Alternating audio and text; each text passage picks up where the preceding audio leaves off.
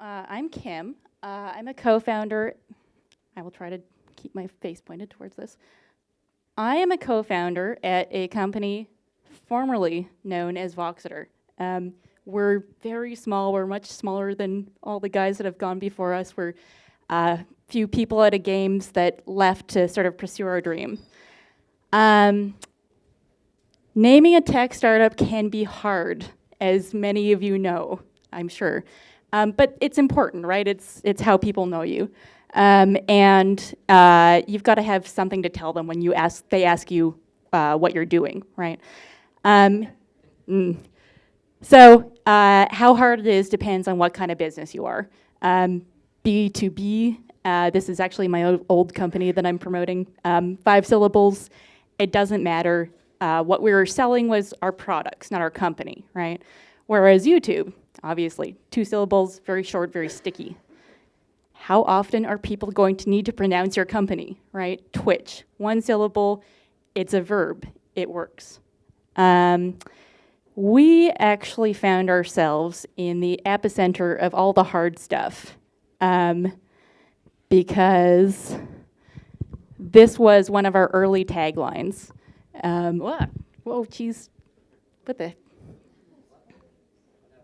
I think I killed it.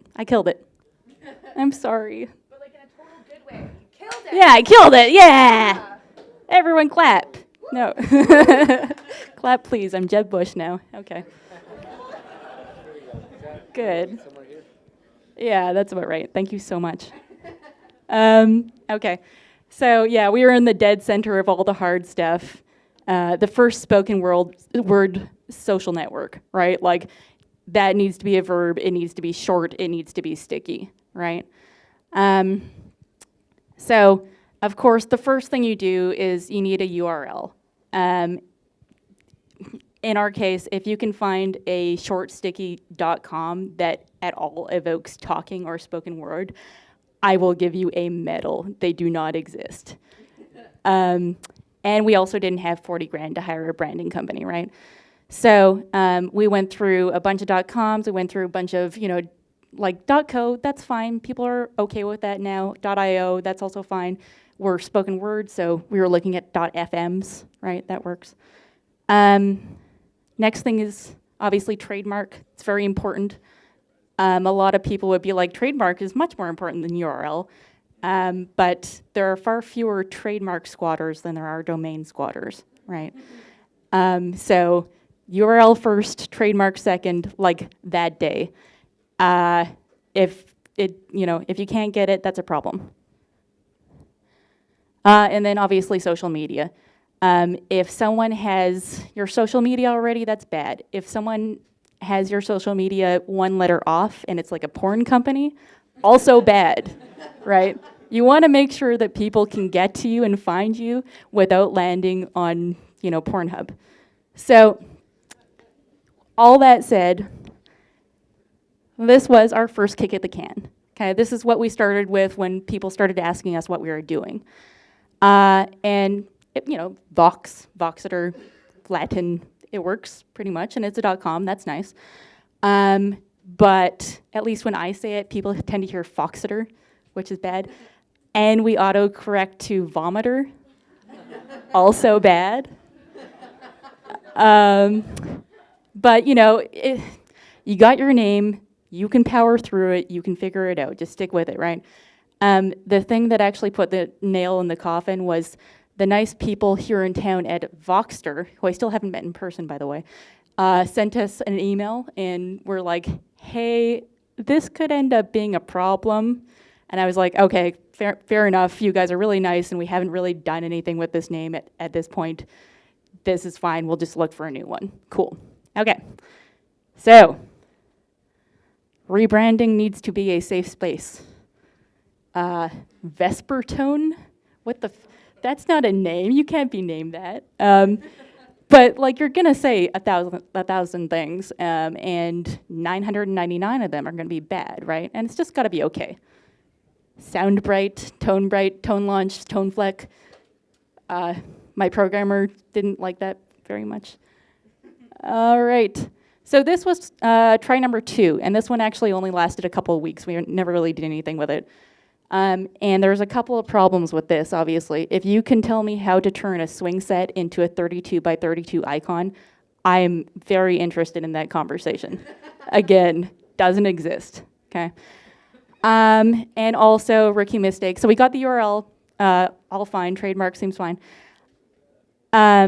But it turns out the reason it was vacant, and this was actually a little weird, Jawbone actually purchased these guys like 3 years ago, and I don't want to fight with Jawbone. So we were on to name number 3.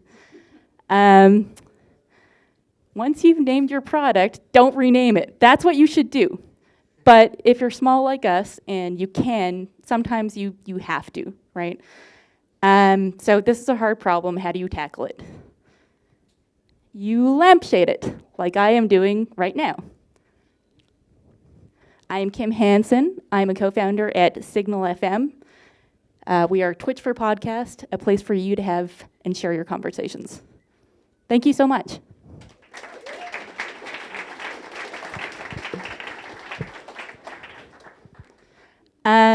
Questions? Questions? That's a really good question. Lampshading is a term originating in theater, where instead of avoiding what is quite obviously a really bad prop or actor, you literally go stick a lampshade on his head so that it's like you're drawing attention to it, rather than being like, I'm totally not doing this talk just so I can tell you guys all our new name. By the way, Signal FM, real Kim Hansen. Yeah. Other questions? Questions?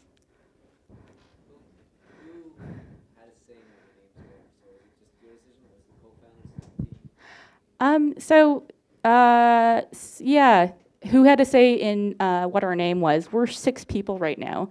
So, I mean, we were all in Slack going at it, right? In terms of who ended up having the final say, it was the 2 co-founders, for sure, right? At the end of the day, you've got to know your audience. You've got to bear in mind what you're going for, and hopefully the co-founders are the people that actually know that stuff. So, yeah. This is a keeper. We like it. Is our product live? We do have a very limited demo list, alpha list.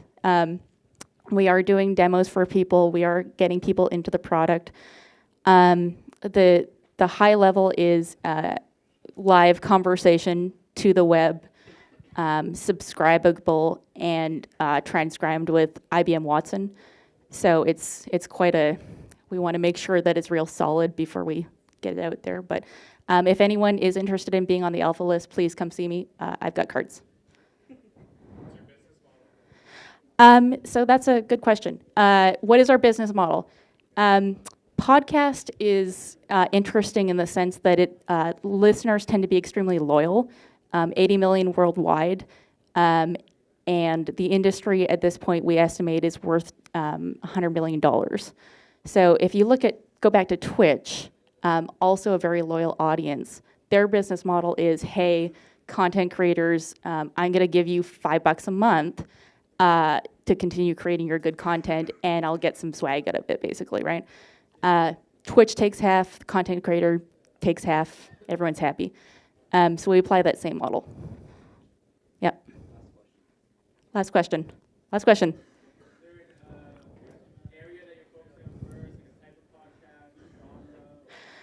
Is there an area that we're focusing on first? I wouldn't, well, actually, that is an interesting question. So if you listen to a lot of podcasts, there's a huge variance in what they sound like, right? One thing that's not really prevalent in podcasts right now is the sort of hello caller thing that we saw on radio. So our platform is actually quite attractive to people who are running podcasts where they're wanting more audience interaction, right? Because you're live, you can hop in, bring one of the callers up into the cast, I should say, and so that. Nope, sorry. I'll talk to you afterwards, though. Thank you. Thank you, everyone.